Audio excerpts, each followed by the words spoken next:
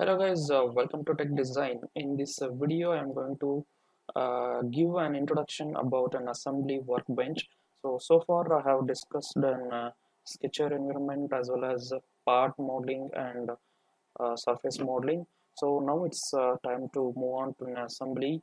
Meanwhile, I will be uploading videos on some examples of surface modeling as well as part modeling and sketcher environment. So let's begin this tutorial. Before starting, I would like to request you please subscribe to my channel, hit a like button as well as share my videos and support me for uploading many more videos. So let's start the video. Let's start the tutorial. So first of all, we have to go to new in order to create a file. So it is same as the part modeling new file creation window. So you can see here there is an assembly option. You can just click an assembly, and I would like to save it on this folder. So I'll just give the name. If you want, you can change any name here. Just give motor assembly, and I'll click OK. So this will take you to the an assembly workbench. So as soon as it will take you to the assembly workbench, there is an window will be open by default, which will allow us to add components or else child components. So there are many ways how we can add child components to an assembly workbench.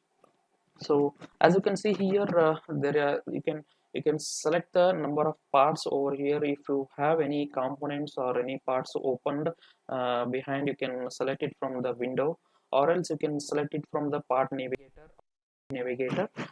So you can select assembly parts from the assembly navigator, as well as there are some loaded parts which are already loaded and they are in some other window. Those kind of components will also be visible in this space, so you can select it from there. And suppose now we don't have anything opened in my NX, only the motor assembly file is created. So what I will do is I have one more option which you can import the files from the folder. So you can go here and click on this folder icon, and now you can direct to your folder. So you can see here there are three components which I just wanted to load into my assembly workbench. So what I will do is I'll just click on select this. Either you can select one component, or else you can select all the components which are available inside the folder. So first of all, I'll show only one component. So as soon as you click OK, so it will show it here as the part 1 is selected. So make sure that by default this enable preview window will be switched off. So you need to switch it on. So what it will show is it will show the preview of the component which you are adding. So that will be a very useful option available. So you can see here, once this file folder open, if you load any component or any part, you have an option called keep selected. So what this will do, suppose once you have selected the component and you have loaded, you have to click apply. As soon as you click apply, the selected components, whatever the previously selected components, will be by default selected for the next window. So you don't need to select it again. So this option will help you for doing that creation. So just switch it off, and these are the number of counts, how many components you need. You can see here in the preview window. If you want, we can enlarge this. So in the preview window, you can see how many components you are going to add into an assembly file. As of now, I'll keep it at 1, and let us minimize this. So you can see here component anchor, this should be absolute. There is no any other options available. Assembly location should be in absolute work part. So it will take the absolute work system of the component to assemble. And you can see here cycle orientation, this will reset the second orientation, and this will take you to the component WCS. And if you can see here, this will change the rotation, reverse direction. If you can see here in the preview window, you can see it is reversing, and this is some kind of rotation. So you can rotate it by 90 degrees. It all depends on how you want to place an component. Either if you are not able to make it proper position, you can just click on OK, and you can change it later. And there is a placement way by moving a component or by constraining. So moving is nothing but you have an dynamic work coordinate system, so you can directly move it either forward or backward, and you can directly place it. So there is an option called move handles only. This option will be available in many of the windows in Unigraphics. So this will help you to locate a dynamic work system. So this will take you to any location of the uh, of component, so that you can place an work coordinate system. After that you can disable it and you can move entire part. So you can see here there are many options which will scattered component. I will just explain you in the next add component option. So keep constraints. So suppose if any components which are you are loading may be having any constraint, so those constraint will be kept as it is. And preview is the preview. Enable preview window box is this window box. And this reference set and layer options I'm not going to explain you currently, since this is the first tutorial on assembly. I don't want you to be much complications. So what I will do is I will just click OK. So as soon as you click OK, so this will ask you whether you want to fix this component or you don't want to fix it, and you can later give any constraint to this. So you can click anything, either yes or no.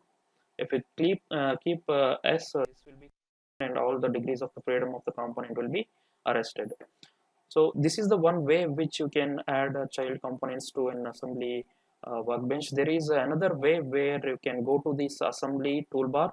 If assembly toolbar is not existing, you can just come near the empty space. You can right click on this, and this will be disabled. Just click on it, so it will be activated and it will show up here. So here one more option to add a child component is here add. So you can go to add, and as you can see here the same window will be opened. I'll just reset this window. Now you can see here there are so many options in which, so now what I will do is I will just go to open, and I will select all the components right currently. So as soon as you select all the components, just a minute. Okay. As soon as you select all the components, now you have an option called so I'll just explain this. Now I'm going to explain you what is actually scattered positioning. So what happens in the scattered component? So as soon as you select around many number of components, I'll just enable the preview window so that you can see the windows. Okay, so you can see here the preview window is enabled. Now if you go to scattered component, if you switch off the scattered component, so all the components will come at a single place. So all the components are at the same place. If you load around more than 100 components or more than 100 or 200 components, they all will be set in the same place. So you need to drag them each and everything to assemble. So in order to avoid that confusion, you can directly scatter the components. Once you do scatter the component, whatever the loaded components will be there. So there are, for example, body and bolt and cover. All these will be scattered around the assembly workbench, so that as soon as you click OK, you can go to individual component and you can assemble them. That is the use of one scattered component, guys. So once everything is done, just click OK, or else I will just show you how this keep selected will work. So once all the components are selected, switch on the keep selected and you can click apply. So I will apply this. Those components will be added up to here in my assembly navigator. And you can see in the next window again the same components are already selected. So you just need to position them and click apply, so that the components will be added and assembly workbench. So this will be used when you have a multiple number of bolts and nuts which need to be positioned. In that cases, the keep selected will be very full. So you can directly place them and click apply, and you can place it on any number of ways. You can place multiple bolts and nuts very easily. So this is how the add components works, guys. Once everything is done, don't click apply. Apply will again open the same window, and it will be by default these components will be selected. Once everything is positioned, you can click OK. So as soon as you click OK, this will be all the components will be available in our workbench.